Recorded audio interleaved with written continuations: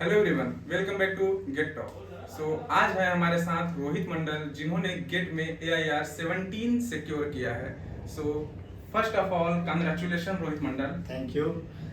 So hi guys, this is Rohit Kumar Mandal and मेरे को इस बार गेट में ऑल इंडिया रैंक 17 सिक्योर हुआ है.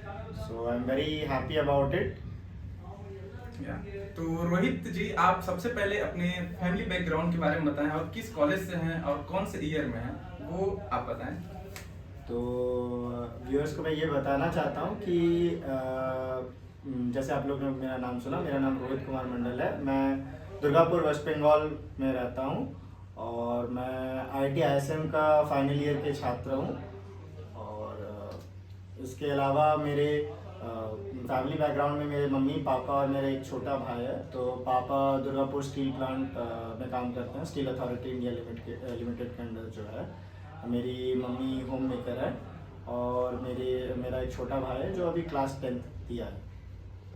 रोहित जी, जब आपका रिजल्ट आया और आपने क्या एक्सपेक्ट किया था इतना रैंक आना, रिएक्शन क्या था रिजल्ट के दिन? क्योंकि AIR 17 आना बड़ी बात है, तो आपका क्या रिएक्शन था? देखिए, जिस दिन रिजल्ट आने वाला था, मतलब रिजल्ट का डेट तो पहले से ही ऑब्वियसली अनाउंस था. तो जो ट्रेंड आते रहा है कि वो रात के 8-9 बजे आता है जनरली, तो इस मतलब मेरे को बहुत दिन मैं घर नहीं गया था. तो उस दिन मैं स्टेशन पे बैठा हुआ था, तो मेरे को अचानक पता चला कि मेरा रैंक 17 आया है. तो मैं बहुत खुश था. मेरे को उस टाइम पता नहीं था कि मतलब मेरे पास वर्ड्स नहीं थे उस टाइम. वैसे मैंने एक्सपेक्ट किया था लास्ट ईयर के करस्पॉन्डिंग जितने मार्क्स थे, उस मार्क्स के अराउंड मैंने 15 रैंक एक्सपेक्ट किया था. तो मेरा 17 रैंक था, तो मैं बहुत हैप्पी था उससे. अच्छा, तो गेट का पेपर आपके अकॉर्डिंग कैसा गया इस बार? कैसा था? उसका मॉडरेट था, डिफिकल्ट था या इजी था? कैसा? देखिए, गेट का जो पेपर था इस साल कंपैरेटिवली अगर मैं प्रीवियस ईयर उठा के देखूं, 2020 से अगर मैं देखूं 2021 22, तो हर साल गेट अपना जो मतलब पेपर का टफनेस है वो बढ़ाते जा रहा है. इस साल पेपर मैं ये नहीं बोलूँगा कि टफ था, इट वाज मॉडरेट. लेकिन जो पेपर का लेंथ था, जो टाइम कंस्ट्रेंट्स था, अगर किसी ने टाइम मैनेजमेंट पे ध्यान नहीं दिया हो, अगर पहले से प्रैक्टिस सेशंस में उतने ना रहा हो, तो उनके लिए बहुत ज़्यादा दिक्कत हो सकता था. तो यही सब चीज़ें को मैंने ध्यान पे रखा था. तो मैं बोलूँगा इस साल का पेपर अगर मेरे को रेट करना पड़े, तो इस साल का पेपर मॉडरेट था और थोड़ा लेंदी था मेरे अकॉर्डिंग. तो आपके अकॉर्डिंग टाइम मैनेजमेंट बहुत इंपॉर्टेंट है. हाँ, जिन्होंने टाइम मैनेजमेंट किया वो रैंक ला लिया एकदम. क्योंकि पेपर आपके अकॉर्डिंग मॉडरेट था, मींस ठीक था. हाँ, ठीक था. एक्चुअली टाइम मैनेजमेंट का क्या है, अगर आप रैंक वाइज और मार्क्स वाइज आप डिस्ट्रीब्यूशन देखें, तो एक जो क्लस्टर है, जो टॉप के उनका 58 मार्क्स है, और जो अगर आप देखना चाहें कि अराउंड 170-180 रैंक है, वो करीबन 42-41 पे है. तो इस क्लस्टर में बहुत लोग हैं. तो अगर कोई टाइम मैनेजमेंट 0.33 मार्क्स भी इसमें इंपॉर्टेंट था, जो नेगेटिव कम किए हैं और जो टाइम मैनेजमेंट सही से किए हैं, उन्होंने रैंक सिक्योर कर लिया है. मैं यही बोलूँगा, क्योंकि ये बहुत इंपॉर्टेंट चीज़ होता है कि आप किस तरीके से कौन सा क्वेश्चन छोड़ना है, कौन सा क्वेश्चन अटेम्प्ट करना है, कैसे आप मैनेज कर रहे हो एग्जाम हॉल में, ये बहुत इंपॉर्टेंट रहता है. Thank you. और आप ये बताएं कि आपका ये कौन सा अटेम्प्ट था? ये मेरी दूसरी अटेम्प्ट थी. इससे पहले 2023 में मैंने अटेम्प्ट दिया था, जब मैं 3rd ईयर में था अपना. तो उस टाइम मैंने गेट का पेपर दिया था, जिस टाइम मैंने क्वालिफाई भी नहीं किया था. तो उससे मेरे को ये सीख मिला कि कैसे पेपर आता है, मेरे को क्या क्या करना चाहिए, कहाँ कहाँ मेरा फोकस होना चाहिए, मैं कैसे टाइम मैनेज करूँ, मेरा इनफ प्रैक्टिस रहता है या नहीं. तो ये सब मैं देख रहा था. तो यही सब मैंने अपना चीज़ पे वर्कआउट किया और इस साल मैंने रैंक पाया. तो गेट 2024 में अपेयर होने का आपका क्या एम था? आप किसी PSU को टारगेट कर रहे थे या फिर हायर स्टडी के लिए? तो जब मैं गेट 2024 का फॉर्म आया था, उस टाइम तक मेरी प्लेसमेंट नहीं लगी थी. मेरे पास ऑफर था, लेकिन मैंने उसको ठुकरा दिया था. तो मेरा उस टाइम प्लेसमेंट नहीं हुआ था. तो ऑब्वियसली मेरी ये मोटिव थी कि मैं किसी PSU को टारगेट करूं. तो मेरा हायर स्टडीज़ का प्लान है, वो बाद में, अभी के लिए तो नहीं है, लेकिन अभी मेरा मेनली टारगेट है PSU को ज्वाइन करना. ओके, तो अभी आपका प्लेसमेंट हो चुका है क्या? हाँ, मेरा प्लेसमेंट मतलब ये भी एक बहुत इंपॉर्टेंट रोल प्ले किया मेरे प्रिपरेशन में. मेरी placement Indian oil corporation limited में हुआ है. तो जब उसका मैं पढ़ाई कर रहा था, तो वो काफ़ी हद तक मेरे को इस PSU के मतलब इस गेट एग्ज़ाम के लिए भी हेल्पफुल किया है। जो उसका सिलेबस था और इसका जो सिलेबस था ऑलमोस्ट सिमिलर था, तो इसीलिए उसमें मेरे को हेल्प किया। तो आपने अपनी प्रिपरेशन कब स्टार्ट की और आप गेट एग्जाम के लिए कितना टाइम देते थे? अगर मैं सच बताऊं तो मैंने अपना जो तैयारी था वो थोड़े थोड़े मतलब टाइम के लिए मैंने सितंबर में ही स्टार्ट कर दिया था। सितंबर से मैंने लाइक एक घंटा 1-1.5 घंटा मैं दिन का देता था।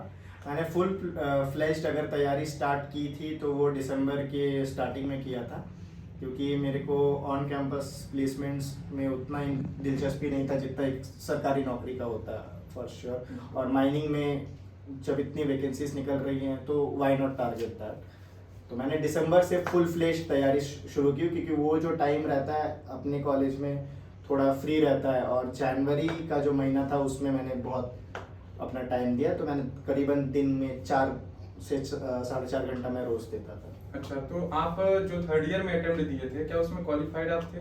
नहीं, मैं थर्ड ईयर में क्वालिफाइड। तो आपने उस टाइम क्या मिस्टेक की थी जो उस मिस्टेक को इम्प्रूवमेंट करके अभी आप AIR 17 अचीव किए हैं? आप बता सकते हैं क्या मिस्टेक था? मेरा एक तो मिस्टेक था ओवर कॉन्फिडेंस। ओवर कॉन्फिडेंस की वजह से मैं नहीं हुआ था। दूसरी चीज़ मैं बहुत ज़्यादा नेगेटिव किया था इसी ओवर कॉन्फिडेंस के चलते। तीसरी चीज़ मेरी प्रैक्टिस उतनी नहीं थी, इस बार प्रैक्टिस काफ़ी अच्छी थी। चौथी, मैं इन डेप्थ डिटेल्स को नहीं पढ़ता था। मैं ऊपर मैं बस न्यूमेरिकल का सॉल्व करके रहता था। मैं इतना थ्योरी पे नहीं मतलब जाता था। लेकिन इस बार मैंने थ्योरी पे सबसे पहले ध्यान दिया, पहले सारे थ्योरी को थ्रू आउट पढ़ा, उसके बाद मैं न्यूमेरिकल पे गया। तो फिर मेरे को न्यूमेरिकल बनाने में भी ईजी हुआ।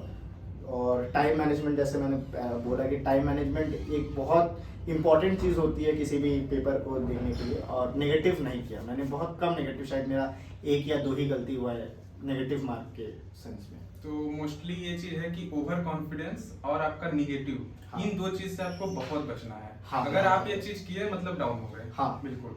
क्योंकि अगर आप देखें इस साल का, अगर आप थोड़ा स्टैटिस्टिक्स उठा के देख ले तो 0.33 या 0.67 में आपका रैंक 10-10 मतलब जो ऊपर के रैंकर्स हैं उसमें 10-10 का डिफरेंस हो। ऐसा नहीं होता था, क्योंकि अगर आप पिछले साल का भी उठा के देख ले तो पिछले साल भी अराउंड 51 पे आपका रैंक 15 ही था, और मेरा इस बार जैसे 50 स्कोर आया है तो मेरा 17 आया। लेकिन इसके बाद जो क्लस्टर है, जैसे मेरा एक दोस्त है तो उसको 46 मार्क्स मिला है और उसका रैंक 48 चला गया। तो आप देख पा रहे हैं कि 4 मार्क्स में कितना अंतर हो गया। तो मोस्टली ये है कि जो ओवर कॉन्फिडेंस करेगा वो ऑब्वियसली है कि नेगेटिव मार्किंग में जाएगा, क्योंकि उसका कॉन्फिडेंस है कि मैं इतने सारे क्वेश्चन सॉल्व कर लूंगा। हाँ। जब इतने क्वेश्चन वो सॉल्व कर लेगा तो नेगेटिव में जाएगा, क्योंकि वो ओवर कॉन्फिडेंस है। हाँ। ठीक है। तो सेकंड चीज ये है कि क्या आपने किसी कोचिंग से किया था या फिर आपका पूरा क्लास मटेरियल था? देखिए, जो स्टडी मटेरियल्स और क्लास मटेरियल्स मतलब मेरे कॉलेज के हैं, जो प्रोफेसर्स भी हैं वो काफ़ी अच्छा पढ़ाते हैं। लेकिन अगर आप मेरे से पूछे तो मैंने एक माइनिंग ज्ञान करके कोचिंग सेंटर है, तो मैंने उनका ऑनलाइन बस मॉक टेस्ट सीरीज लिया था ताकि मेरा प्रैक्टिस हो। मैंने स्टडी मटेरियल तो मतलब उसी में इंक्लूडेड था। मॉक टेस्ट वो तो आप सर्फ करोगे उसके अंदर तो आपको मिलेगा, तो उसमें मेरे को थोड़ा मतलब थोड़ा नहीं बहुत ज़्यादा मेहनत मतलब हेल्प किया, क्योंकि वो जो रेगुलर प्रैक्टिस होती थी कि आप कितना इम्प्रूव कर रहे हो डे बाय डे, उसमें मेरे को हेल्प करता था। बाकी अगर कोई इंसान नॉर्मल कॉलेजेस से भी है तो मैं ये बोलूँगा कि सेल्फ स्टडी सबसे इम्पोर्टेंट है। अगर आप सेल्फ स्टडी करते हो तो आप अपने अंदर कॉन्फिडेंस लाते हो कि मैं कर पाऊँगा, और आप जितना पहले उसको रिगोरस प्रैक्टिस करोगे एग्जाम के दिन आपको उतना ही ईजी पड़ेगा। तो आपका जो यहाँ का ISM का क्लास कंटेंट था, क्या उसको भी आप फॉलो किए गेट के लिए या? हाँ। उसको भी ठीक है। हाँ। और बहुत लोग ये चीज छोड़ देते हैं, एक NPTEL होता है। हाँ। NPTEL का कंटेंट क्या हाँ। आप उसको भी फॉलो किए थे या फिर उसको आप इग्नोर किए? देखिए, NPTEL जो है ना, मैं बोलूँगा एट प्रेजेंट अगर माइनिंग का जो सेशन है तो NPTEL का जो कोर्स है वो बहुत अच्छा कोर्स स्ट्रक्चर्ड वे में बनाया गया है, और NPTEL का जो इन डेप्थ नॉलेज वो प्रोवाइड करती है वो बहुत अच्छी नॉलेज है। मैं समझ सकता हूँ कि जो प्रोफेसर्स वहाँ पे पढ़ाते हैं, शायद IIT खड़गपुर या कहीं के हैं, तो उनको बहुत ज़्यादा नॉलेज है, तो वो कम टाइम पे बहुत ज़्यादा सिलेबस कवर करने की कोशिश करते हैं। तो अगर आप पहले से पढ़े हुए हैं तो आपको वो चीज़ बहुत अच्छी लगेगी सुनने में। अगर आपको जीरो नॉलेज है तो मैं बोलूँगा कि आप थोड़ा पहले किसी भी किताब से पढ़ ले और फिर उसके बाद जाइए, तो आपको मज़ा आएगा। वो सब एनपीटीईएल बहुत अच्छी कोर्स देती है। मेरे अकॉर्डिंग है कि एनपीटीईएल का जो असाइनमेंट होता है वो आपको जरूर सॉल्व करना चाहिए। एकदम, एनपीटीईएल का असाइनमेंट बहुत बहुत अच्छा होता है, आपने जैसे बताया। एनपीटीईएल का लेक्चर्स भी बहुत स्ट्रक्चर्ड होता है, ऐसा नहीं कि है बहुत हैप्पैज़र्ड होता है, बहुत स्ट्रक्चर्ड वे में दिया रहता है। लेकिन वही है कि थोड़ा कंटेंट उसका हायर लेवल का है। अगर आप ऑलरेडी आपकी प्रिपरेशन हो चुकी है तो आप असाइनमेंट सॉल्व कीजिए, जहां पे आप फंस रहे हैं वहां पे आप एनपीटीईएल का लेक्चर देख के वो डाउट क्लियर कर सकते हैं। ठीक है, तो रोहित जी आप अपना एक प्रिपरेशन स्ट्रेटजी बताएं कि किस किस टाइम पे आप कौन कौन सा सब्जेक्ट करते थे, क्या करते थे, आपकी क्या स्ट्रेटजी थी, क्या आप शेयर कर सकते हैं? देखिए, अगर आप गेट के सिलेबस को उठा के देख ले तो आपको 10 मिलेंगे, 10 ब्रॉड टॉपिक्स। और मेरे को इतना पता था कि मेरे को 100 में 100 नहीं जाना है, क्योंकि अगर आप किसी का भी टॉपर रैंक का देख लीजिए, अगर आप 65-70 के आसपास भी आपका मार्क्स आता है तो आपका रैंक 1 से 10 के बीच में ही होगा। तो मेरा यही मोटिव था कि मेरे को 100 टारगेट नहीं करना, मेरे को एक डिसेंट स्कोर टारगेट करना है, अराउंड 70-75 और सो, क्योंकि हर दिन आपका कंपटीशन बढ़ते जा रहा है, कैंडिडेट्स भी बढ़ते जा रहे हैं। तो अगर आपको अच्छी रैंक लानी है तो इतना मार्क्स माइनिंग गेट के लिए एनफ है। और रही बात जो आपकी जो सब्जेक्ट्स मैं बोल रहा हूँ, तो अगर आप लाइक मेरे प्रिपरेशन स्ट्रेटेजीज के, मैं एक दिन में एक सब्जेक्ट कवर करता था थोड़ा थोड़ा, और मैं एक टाइम रखता था, स्टिपुलेटेड टाइम, कि इस टाइम के अंदर मेरे को ये पूरा सब्जेक्ट कंप्लीट करना है, थ्योरी पार्ट, उसके बाद मेरे को न्यूमेरिकल करना है, उसके बाद मेरे को टेस्ट पेपर सॉल्व करना है, पीवाईक्यू सॉल्व करना है, और फिर जो मैंने टेस्ट सीरीज खरीदे हैं उनका टेस्ट, जो मेरे पास मटेरियल कॉलेज की है, ये कर लूँ। तो मेरे हिसाब से अगर कोई एक आइडियल कैंडिडेट जीरो से भी स्टार्ट कर रहा है तो 4 महीने एनफ होता है किसी भी कैंडिडेट के लिए गेट पर आराम से टॉप 50 रैंक लाने। बिल्कुल। तो आप टेस्ट सीरीज भी लिए थे? हाँ। तो टेस्ट सीरीज किस किस टाइम पे देते थे और अटेम्प्ट करने का क्या तरीका था? देखिए, मैंने बहुत अच्छे से एक चार्ट बना के रख दिया था कि अब मेरे को उसी टाइम पेपर देना है जिस टाइम गेट का पेपर होता है, ताकि ये ना हो कि एग्जाम हॉल में जाके मेरे को नींद आए। तो गेट का जो पेपर होता है माइनिंग का, या तो 2 ही सेशंस होते हैं, या तो सुबह होते हैं या तो शाम पे होते हैं, 10 से 1 या फिर 2 से 5। तो मैं कोशिश मतलब 10 से 1 या 3 से 6, तो मैं यही कोशिश करता था कि इस टाइम मैं पेपर देना मतलब प्रेफर करूं, जो मैं करता भी था। और इस टाइम मैं पेपर देता था, और इस टाइम मैं अपने आप को ताकि मेरे सबसे एक बहुत बड़ा फैक्टर होता है, नींद लग सकता है, क्योंकि दोपहर का टाइम है, हम जैसे टिपिकल इंडियंस होते हैं, तो ये मेरे को फैक्टर ना आए और मेरा एफिशिएंसी इस टाइम पे सबसे ज़्यादा रहे, क्योंकि ह्यूमन टेंडेंसी भी होता है। तो इस टाइम में पेपर देता था, और मैं कोशिश करता था कि मैं बहुत कम नेगेटिव करूं, मेरे को जितना आता है मैं उतना ही करूं, भले ही मेरा कम नंबर आए, मेरा नॉलेज बढ़े, बट मैं नेगेटिव कम करूं। अच्छा, तो आपका जो अटेम्प्ट तरीका था, पहले आप एप्टीट्यूड पे स्विच करते थे या फिर डायरेक्ट माइनिंग से करते थे? और क्वेश्चन का जो लेवल था आपके टेस्ट सीरीज में, वो कैसा था? देखिए, जो टेस्ट सीरीज आई है और जो एक्चुअल टेस्ट है, तो उसमें तो गैप है। ऑब्वियसली कोई भी कोचिंग उसको मैच नहीं कर सकता है, क्योंकि हर साल नए नए क्वेश्चंस बनते हैं। बट टेस्ट सीरीज का फायदा ये था कि उसने मेरे को रेगुलर प्रैक्टिस पे रखा, जो कॉन्सेप्ट्स थे वो कॉन्सेप्ट्स क्लियर किए। एक बार अगर आपका कॉन्सेप्ट्स क्लियर हो जाए तो फिर कितना भी टफ आपका पेपर आ जाए, आप सॉल्व कर लोगे उसको, अगर आपने सही में मतलब अपने आप से अगर आपने सच बोल के मेहनत किया है तो आप कर लोगे। रही बात एप्टीट्यूड की या माइनिंग की, तो मैं ये मानता हूँ कि सबके अलग अलग चॉइसेस होती हैं। कुछ लोग एप्टीट्यूड्स में अच्छे होते हैं, मैथ्स में अच्छे होते हैं, कुछ लोग माइनिंग में होते हैं। तो मेरे हिसाब से अगर आप माइनिंग के स्टूडेंट हैं तो आपको सबसे पहले माइनिंग का जाना चाहिए, क्योंकि वो आपकी कोर डोमेन है। तो अगर आप एक बार माइनिंग कर लीजिए, मतलब आपको एक नॉलेज हो जाए, मतलब मेरे जैसे मैंने पेपर को पहले एक बार स्क्रॉल आउट कर लिया कि क्या क्या क्वेश्चंस है, कितना कितना मैं बना कर सकता हूँ। वहाँ पे एक कॉपी भी मिलता है, तो उसमें मैं लिख लिया कि कौन सा क्वेश्चंस मैं अटेम्प्ट करने वाला हूँ, और फिर मैं स्विच किया उस क्वेश्चंस पे। पहले माइनिंग सॉल्व किया, फिर एप्टीट्यूड सॉल्व किया, फिर मैथ्स एकदम एंड में रखा था। फर्स्ट माइनिंग, फिर एप्टीट्यूड, फिर मैथ्स। अच्छा, देखिए बहुत लोग क्या करते हैं, एप्टीट्यूड और मैथ को कभी कभी इग्नोर कर देते हैं, और किसी किसी का उसमें कमांड नहीं होता। एप्टीट्यूड और मैथ को आप किस तरह प्रिपेयर किए? क्योंकि एक्चुअली आप आईआईटी से हैं तो आपका एप्टी और मैथ तो स्ट्रांग होगा, लेकिन क्या फिर भी आप गेट के लिए उस पे पढ़े थे? हाँ, काफी पढ़े थे।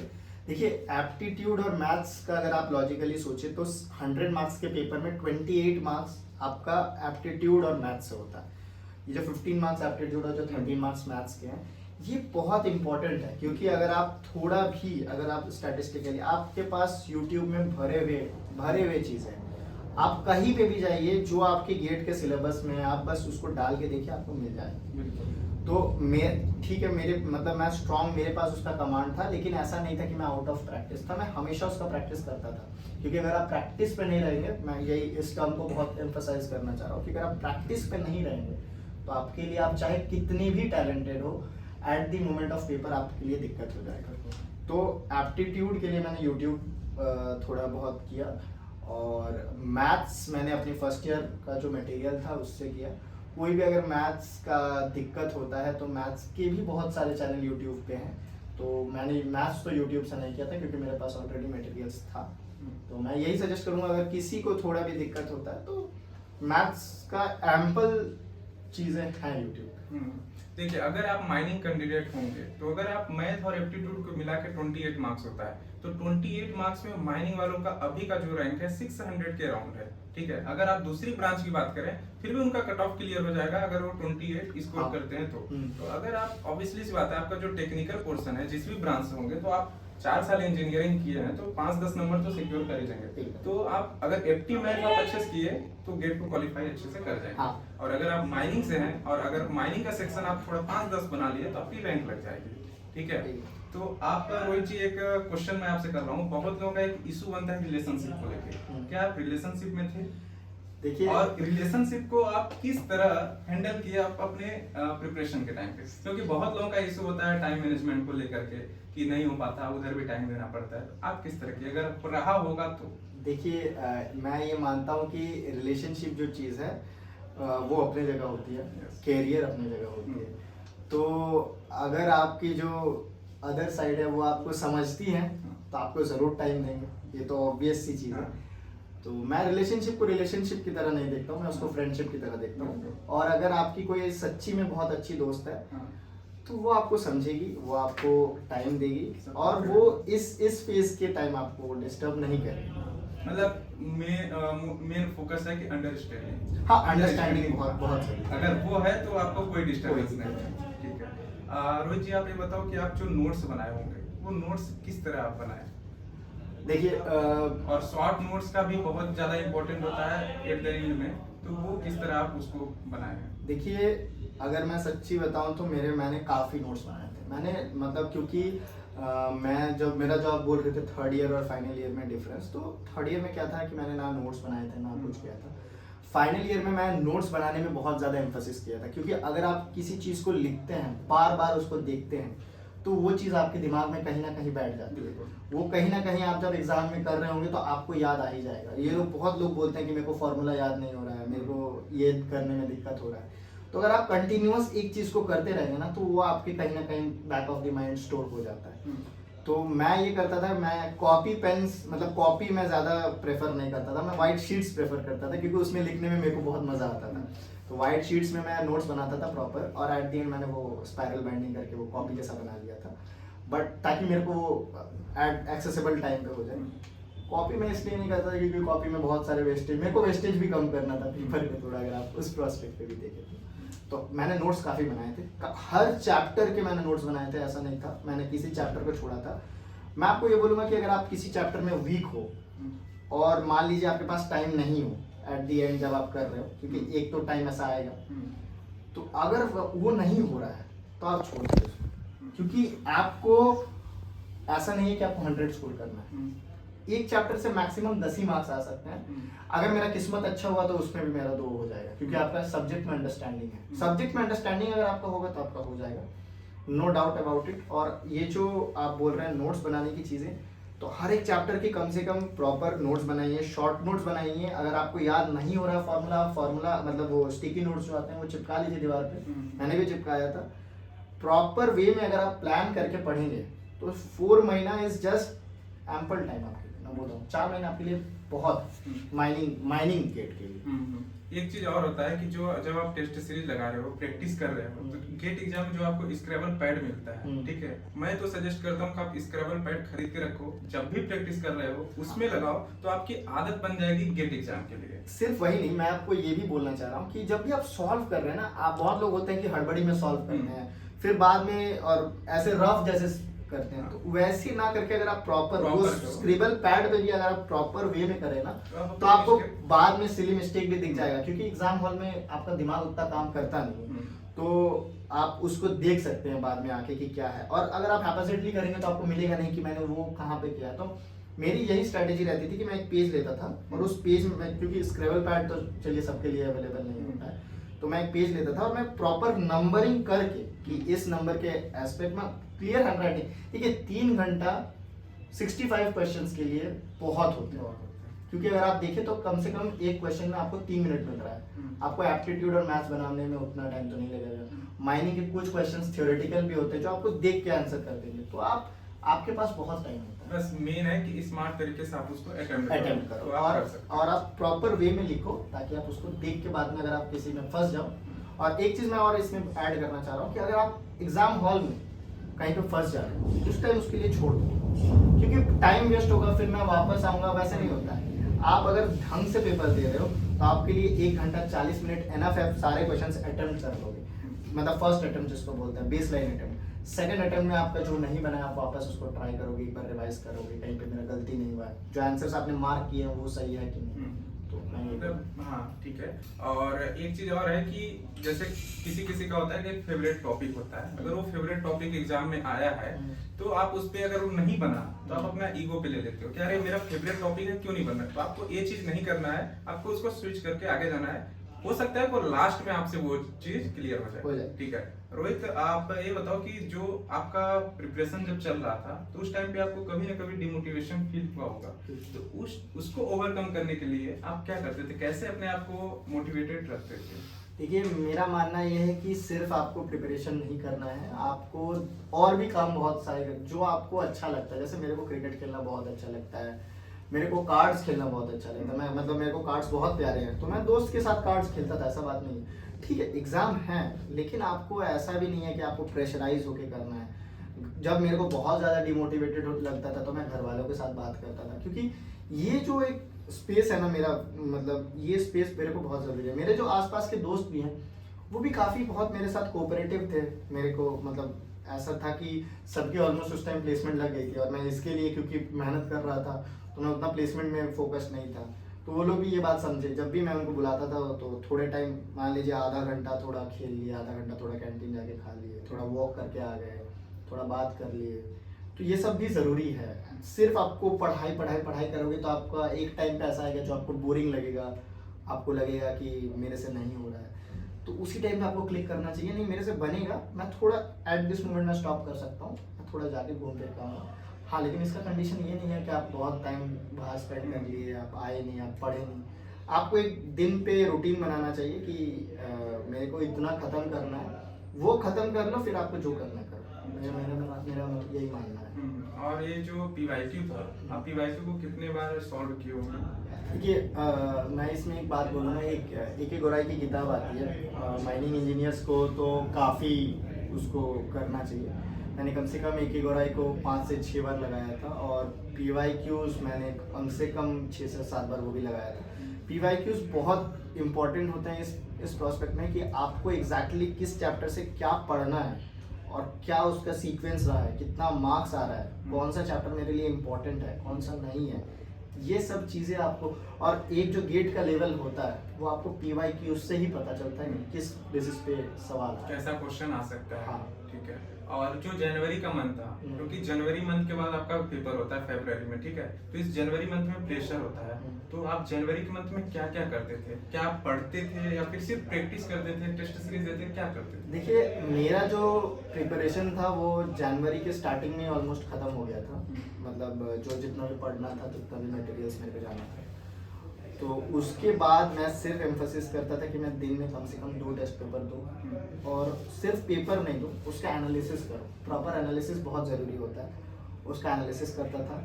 अगर किसी टॉपिक में मैं फंस रहा हूँ तो उस टॉपिक को मैं वापस जाके देखता हूँ, मेरा ईगो साइड करके कि मेरे को वो आता है, मेरा फेवरेट टॉपिक है, मैं नहीं करता था। मैं उसको वापस जाके देखता था कि क्या वो सही, मतलब कहाँ पे मैं गलती कर रहा हूँ, फिर उसके रेस्पेक्ट में क्या क्या हो रहा है। और ज़्यादा अपने आप के ऊपर पैनिक नहीं लेता था, क्योंकि मेरे को पता था ये महीना बहुत, ये आइदर यू मेक इट और यू ब्रेक इट, ऐसा सिचुएशन था। तो मैं यही कोशिश करता था कि मैं हमेशा मोटिवेटेड रहूँ। जो नेगेटिव चीज़ें आती हैं उसको दिमाग से थोड़े इस टाइम के लिए हटा देना चाहिए मेरे हिसाब से, इस टाइम पे। और आपको जितना ज़्यादा हो सके आप प्रैक्टिस करें इस टाइम। आपको मैं बोलूँगा कि जितना आपका सिलेबस है आप कर चुके हो, आपको लग रहा है कि इतना मेरे लिए इनफ है, तो आप बस उसका जितना हो सके उतना प्रैक्टिस करो। ऐसा भी हो सकता है कि उस टॉपिक से आपको क्वेश्चन नहीं बने, आपका फेवरेट टॉपिक है नहीं बने, लेकिन जो दूसरा टॉपिक है उससे क्वेश्चन बन जाए। और ये जो ड्यूरिंग गेट एग्जाम आप क्वेश्चन को किस तरह अटेम्प्ट किए गेट एग्जाम में, क्योंकि प्रेशर रहता है ऑब्वियसली, टेस्ट सीरीज का अलग सिनेरियो है और गेट एग्जाम का अलग सिनेरियो है। तो ये गेट एग्जाम के टाइम पे आप किस तरह अटेम्प्ट करते थे? पहले आप माइनिंग किए, एफटी किए और कैसे किए, वो आपका तरीका क्या था? देखिए मेरा यही मानना था कि 30 सेकंड्स इज इनफ एक क्वेश्चन को देखने के लिए। और एक क्वेश्चन को एक बार देखने के बाद आपको वो माइंड में आपके आ जाता है, क्योंकि आप इतने दिन से प्रैक्टिस कर रहे हो कि कौन सा क्वेश्चन मेरे से बनेगा, कौन सा क्वेश्चन नहीं बनेगा। पहला मेरा ये होता था कि मैं पूरा क्वेश्चन पेपर को एक बार देखूं। मतलब बहुत लोग के डिफरेंट स्ट्रेटेजीज होते हैं, मेरा ये था कि पूरा क्वेश्चन पेपर को एक बार मैं देख लूं कि मैं कहाँ पे स्टैंड कर रहा हूँ, मेरे से कितना बन सकता है, एक रफ आइडिया लगा लेता था। फिर मैं माइनिंग सेक्शन में गया, जो क्वेश्चन बनते गया मैं बस उसी को बनाया, और जो नहीं बना उसको मैं छोड़ दिया। एट दिस मोमेंट मैं मतलब मेरे को लगा जैसे मेरा माइनिंग मशीनरी का कॉन्सेप्ट थोड़ा वीक था, तो जो माइनिंग मशीनरी के क्वेश्चंस थे मैं वो लास्ट के लिए बचा के रखा था, कि जो मेरे टॉपिक्स हैं मैं कर सकता हूँ वो मैंने पहले किया। माइनिंग मशीनरी से जो क्वेश्चन बने लास्ट में, ऐसा नहीं था कि नहीं बना था, क्योंकि मेरे को थोड़ा अंडरस्टैंडिंग था उसके बारे में, तो एट दी एंड मैंने उसको ट्राई किया। और वो सबसे सेफेस्ट तरीका होता है मेरे हिसाब से, क्योंकि जो चीज़ आपको नहीं आती है वो तो ऑब्वियसली आपको नहीं आती है। जो अगर मतलब जो चीज़ आपको आती है, अगर आप उसमें भी देख रहे हो कि टफ है, तो ऑब्वियसली टफ पेपर आएगा, ये आपको समझना पड़ेगा, आपको वो चीज़ ध्यान पे रखना पड़ेगा। अच्छा, चलिए आप एक चीज ये बताइए कि अभी जैसे आपका प्लेसमेंट भी हो गया आईओसीएल में, ठीक है, और गेट में रैंक भी अच्छी आ गई, तो 24 के बेसिस पे पीएसयू तो रिक्रूटमेंट करेंगे ही करेंगे, तो आप किधर जाना चाहेंगे? 24 के बेसिस पे जाना चाहेंगे या फिर आईओसीएल में जाना चाहेंगे? आपका क्या प्लान है? देखिए पॉइंट ये है कि दोनों पीएसयूज हैं, तो जो सीआईएल की है या फिर आईओसीएल की है, सब अपने अपने जगह बहुत बड़ी बड़ी कंपनीज हैं। मैं तो ऑब्वियसली आईओसीएल को पहले प्रेफर करूँगा, क्योंकि उसकी थोड़ी और ज़्यादा एडवांटेजेस हैं। क्या पता सीआईएल का क्या सीन होगा बाद में, लेकिन मेरे पास जो अपॉर्चुनिटी है मैं कभी उसको वेस्ट नहीं करता। आएगा नहीं आएगा वो बात किसी नहीं, लेकिन मैं आईओसीएल के लिए अभी आप आईओसीएल का आपका प्रायोरिटी है। हाँ, प्रायोरिटी मेरी है। तो चलिए जो सफर था इनका बहुत ही अच्छा था, तो आप गेट 2025 एस्पिरेंट को क्या गाइड करेंगे अपने साइड से? उनको क्या करना चाहिए, क्या नहीं करना चाहिए? मेरे हिसाब से देखिए बहुत लोग बोलते हैं कि मैं कोर्स खरीद लेता हूँ कहीं से, मैं ये करता हूँ। सबसे पहला चीज़ आपको ये करना चाहिए कि आप सेल्फ स्टडी करो। आप सेल्फ स्टडी करो, आप सेल्फ मोटिवेट रहो।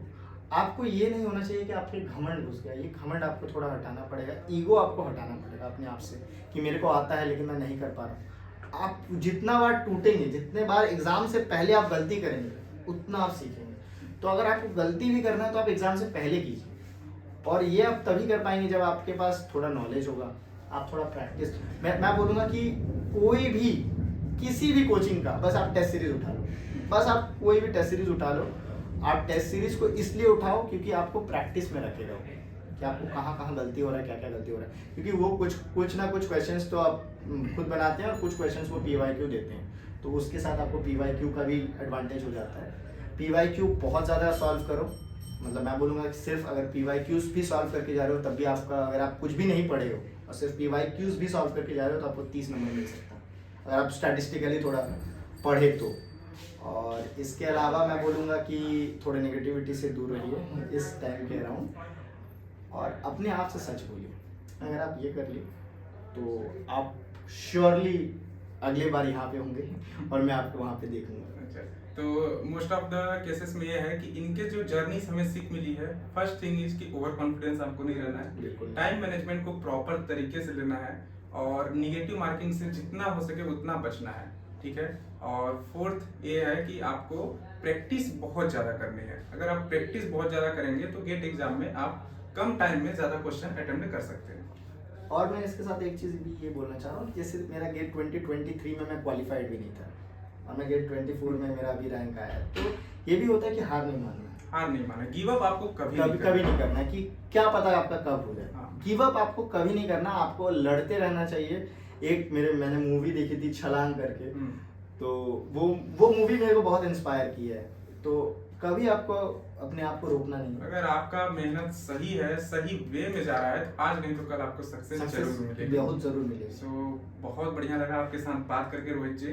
सो आई होप कि हमारे व्यूवर्स आपको आपकी जर्नी को अपने वे में लेंगे।